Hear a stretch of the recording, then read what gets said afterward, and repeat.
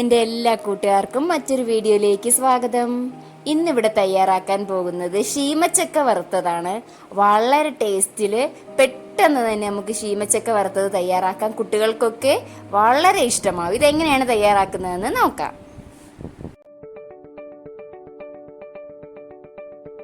അപ്പോൾ ശീമച്ചക്ക ഇനി കിട്ടുമ്പോൾ ആരും പാഴിക്കളയരുത്. ഇതുപോലെ വറുത്തെടുത്ത് കഴിക്കണം. നല്ല ടേസ്റ്റാണ്.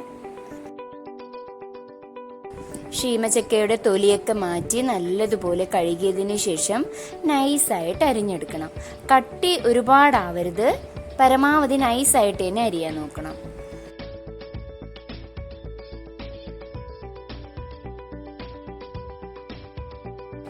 ഇതിലേക്ക് ആവശ്യത്തിന് ഉപ്പ് ചേർത്ത് നല്ലതുപോലെ ഒന്ന് മിക്സ് ചെയ്ത് കൊടുക്കണം.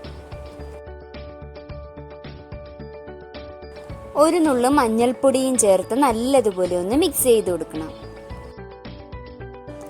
ചീനച്ചട്ടി ചൂടാകുമ്പോഴേക്കും ആവശ്യത്തിന് വെളിച്ചെണ്ണ ഒഴിച്ചതിന് ശേഷം നമ്മുടെ ശീമച്ചക്ക കഷ്ണങ്ങൾ ഓരോന്നായിട്ടിട്ട് നമുക്ക് വറുത്തെടുക്കാം.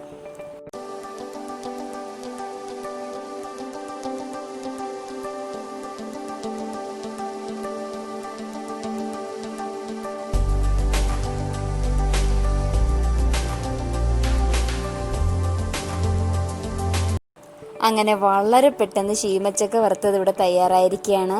ഇനി വേറൊരു രീതിയിൽ നമുക്കിത് തയ്യാറാക്കി നോക്കിയാലോ?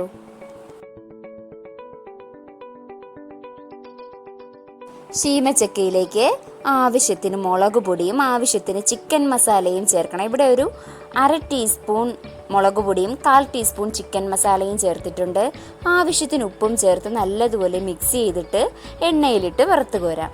അപ്പോൾ എരി ഇഷ്ടമുള്ളവർക്ക് ഈ ഒരു രീതി ഇഷ്ടമാവും. കുട്ടികൾക്കാവുമ്പോൾ നമുക്ക് ഉപ്പും മഞ്ഞൾപ്പൊടി ഇട്ട് കൊടുക്കാം.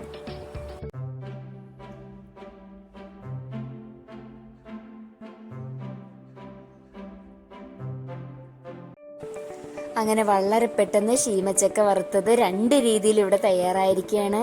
ഇത് നിങ്ങൾക്ക് എന്തായാലും ഇഷ്ടമാകും. എല്ലാവരും ട്രൈ ചെയ്ത് നോക്കണം. കുട്ടികൾക്കൊക്കെ ഈ ടേസ്റ്റ് ഒരുപാട് ഇഷ്ടമാകും. അപ്പം എനിക്ക് പറയാനുള്ളത്, ഈ ചാനൽ ഇതുവരെയും സബ്സ്ക്രൈബ് ചെയ്യാത്തവർ സബ്സ്ക്രൈബ് ചെയ്യുക. നിങ്ങളുടെ ഫ്രണ്ട്സിനും റിലേറ്റീവ്സിനും വീഡിയോ ഷെയർ ചെയ്യുക, ലൈക്ക് ചെയ്യുക, കമൻറ്റ് ചെയ്യുക. താങ്ക്